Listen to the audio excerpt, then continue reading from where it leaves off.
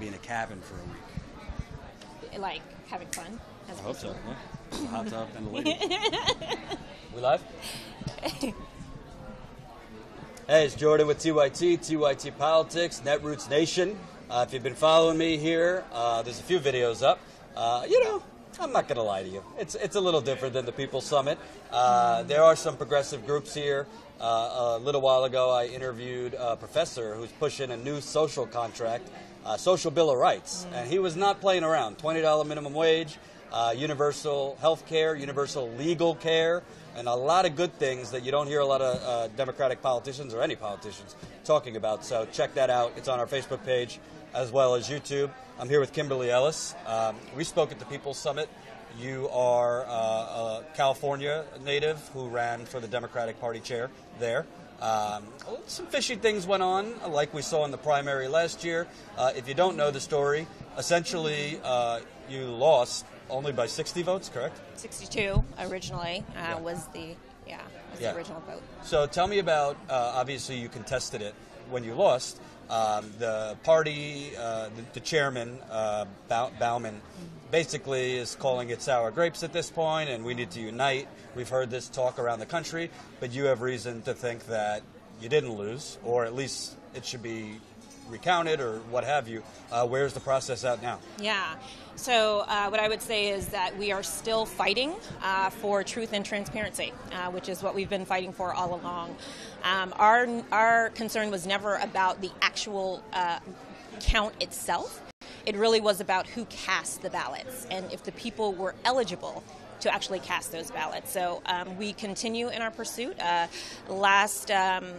Sort of where we are right now, there was a decision rendered by the Compliance Review Commission, which is the body within the party, and we have now officially appealed that ruling, which was against us. Not surprising, considering the makeup of that body was all Bauman supporters. And so what we originally asked for was an independent audit, so a third party to actually come in, get access to all of the documentations associated with the election, because it wasn't just about the ballots. We were denied. We asked that the makeup of the Compliance Review Commission be more balanced, that it be equal supporters of mine and his. We were denied. When we asked for an independent audit, we had offered to pay for it. We were denied. And so now the Compliance Review Commission will review our appeal and render another decision, which we sort of already know where that will be. And we've asked for arbitration. We've offered arbitration to be able to settle this. I don't think anybody wants a long, drawn-out legal battle. But what we have asked for in that request is, again, transparency and truth, and sort of a third-party neutral to come in and look at everything, make a final decision. And I'm assuming the chairman is not exactly, being helpful in this process and saying, oh, yeah, no big deal, I won, so, whatever you want, arbitration and all those things. What has been the pushback? Yeah, I think the standard sort of talking points have been that there's an internal process. And we're going to follow that internal process, and we've never done anything other than use the internal process, and so we're just going to keep everything sort of internal, and we're sure everything will work itself out. Right. So translated, we're not going to do anything. Absolutely. Okay. So obviously that process is going forward, but why this is important, I mean, there's been suspect things that have gone on the local level, local voting. We remember the Nevada convention last year. Very suspect voice votes that didn't really go with the actual noise of the room. In terms of the Nevada caucus, you saw more Bernie delegates in this room. You saw more Bernie delegates screaming out no, but they passed certain things. I won't go through every single place that's had suspect things, but California is the biggest state in the country. You would be chairwoman of the biggest state party, and you've talked about kind of a disconnect in the California State Democratic Party, and this comes on the heels of single payer passed the Senate, but the House blocked it, and as I tell you, That doesn't happen without Nancy Pelosi having to say so. I'll say it. You don't have to. Nancy Pelosi is the most powerful politician, definitely from California in the country. So it's interesting that Medicare for All for California passes through the Senate, dies in the House. Talk about Bauman as the chair and what this disconnect is in the party that you're trying. This is why you were running in the first place. Yeah. Well, what I'll say is one of the false narratives that's been perpetuated is that by me continuing to challenge the election, continuing to call for truth and transparency, that it's breaking the party somehow, that it's preventing us from unifying and moving forward and focusing on 2018 and Trump. And what I've said all along is that really this isn't about messaging, this isn't about slogans, this is really about the leadership of this party having a disconnect with the people. And when I say leadership, I mean that broadly. I mean not just at the top, but at our state parties and the local central committees. At every level in this party, there is a disconnect between the leadership and between the people. And so as opposed to framing this as, the Hillary-Bernie sort of universes and one side wanting to pull the party to the left, what I say is really this is an effort to pull this party where it should be, which is centered in people. And that is what we're missing. And that is, part and parcel of this challenge is calling the question of this party, talking about its values, as opposed to actually living those values. And so, that's what this is about. Yeah. You know what I find interesting, whether it's in California, Florida, Stephen Battelle became the Florida Democratic Party chairman, a lot of other states. I'm not knocking wealthy people, but like most of these states are run by wealthy people who have donated for years to the Democratic Party, have cushy relationships with Democratic Party leaders. If we're keeping it real, a lot of these people became chairs of the party as kind of a payback for years and years of donations. So when you talk about that disconnect, when I'm out in the country, when you've been out in the country, you see young people. You see formerly middle-class people, now kind of the working poor. That's right. You see African Americans, indigenous now. And by the way, I'll keep it real, there is not, as far as I can see, there is no indigenous panel at this conference. There's no indigenous nothing at this conference, which is a problem after Standing Rock. I digress. But it seems like this disconnect, it's not that a wealthy person can't run a party.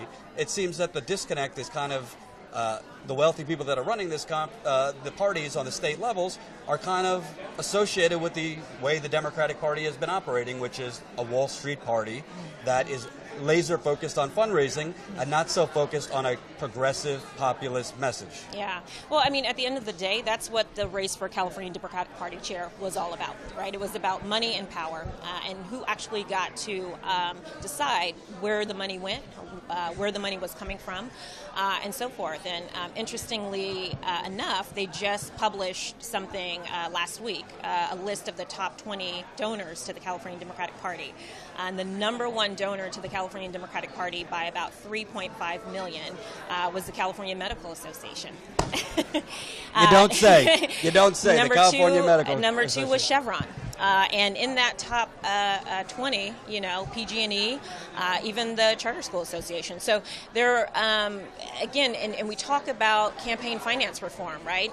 In our party platform is something that we want to aspire to. And what I say to that is, California, with the supermajority, right, in both legislative chambers, with all of our constitutional officers being Democrats, with a governor who is a Democrat, why can't we pass campaign finance reform? Why can't we really get money out of politics if we say that that's what we're for? Same thing with single payer, SB 562. Presumably, we had all the votes there with our supermajority and all. Why was that shelved? We saw, sort of backroom shenanigans with the cap and trade bill to water it down. Why? Because, I don't know, maybe because Chevron was one of the main authors of it? I don't know. But again, the disconnect between what we say we believe in and what our values are versus what we're actually doing. And continuing to call that question, continuing to hold that mirror up to our face and say, you're going to look at the image that's looking back at you and be able to answer that question. We're going to continue to do that. Broader than California, I want to talk about the party and fundraising. I mean, we're at Netroots. This is different than the People's Summit. I think it's a lot more professional political people that work in politics. There's a more of a networking feel here. I think People's Summit had more of like a recently woke young people. Really, how do I get involved? But it seems to me you just lost to a reality TV star, and the Democratic Party outspent them 2-1, or Hillary Clinton outspent him 2-1. You just saw funneling money like you wouldn't believe to John Ossoff in Georgia. I believe it was the most expensive congressional race in American history. He lost by 4 points, where Trump only won that district by 1. And he, frankly, was centrist neoliberal. You see Rob Quist in Montana, a Bernie-crat. He only lost by 6 points when Trump had won that district by 21 points. So you see Christine Pellegrino in New York, a state assembly, a progressive. She won. You're seeing all over the place where the party is still kind of focusing on fundraising and money. That's the ideology. We need the money. But it's not translating to victories. But you see people who don't have the riches doing better. Yes, Rob Quist didn't win, but he turned around in less than 6 months, 21 points down to 6 in a red district. Are they not getting it? Do they not want to get it? I'm not trying to get you in trouble, but it seems to me they're not getting it. Yeah. Well, it begs the question, right? One of the things that we've been talking about is the new sloganeering or messaging that's coming from the party. And I think it's great that they are acknowledging that we need to have a more of an economic populist message. But this isn't about messaging, right? It's, this is really about being able to connect with the new working class and the issues that we're dealing with. And again, I think this is where the disconnect comes in, where the people who are in party leadership and who are making these decisions about which candidates to back and to push and where to play haven't really had those conversations with the people who are on the ground to find out if those are the candidates that speak to them and that they resonate with. And so, again, this is about closing that chasm. This is about forcing the leadership to listen and to hear us, to stop talking at us and to us, and to listen and to really hear what we're saying. And that is that we are tired of a party that basically talks out of the side of its neck. We are really showing ourselves to be really no different than the other side. And quite frankly, some people have more respect for the other side because at least they will tell you to your face that they don't like you because you're a woman or you're black or you're Mexican or you're Muslim. Let us be a party that doesn't talk about things but demonstrates what we value through our actions. And that means coming and talking to people about their everyday issues and then choosing candidates that will best represent those values. I don't want to I don't want to pile on, but let me talk about Tom Perez for a second. And you don't have to knock him, I will. So Ty and I, we've been in Flint. I've been there 8 times. Standing Rock. I went down to Alabama, where Birmingham, 74% black, raised the minimum wage from $7.25 to $10.10. Not enough, but better than starving to death. North Carolina, another water contamination story. But every email I get from the DNC is on something awful Trump tweeted, or Russia, or these things. Now, I believe you could walk and chew gum at the same time. There needs to be focus on Trump. He's doing some bad stuff. I've never said there shouldn't be an investigation into Russia. I think the whole thing is overblown, but that's another story. But it seems to me that, yes, as a national party, they haven't really learned the lesson that it's not about messaging. It's about, majority of the country, Democrat, Republican, or otherwise, are kind of just treading water.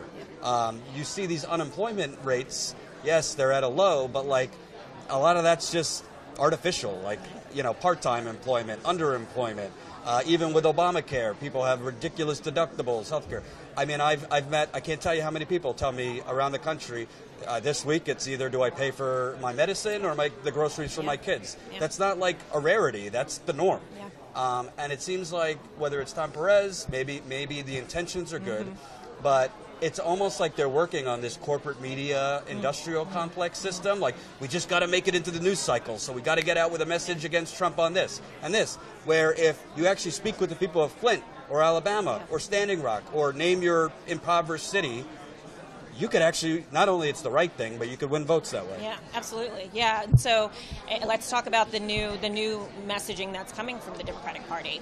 A better deal, right? I mean, that's a contrasting word, right? So better than what? Right?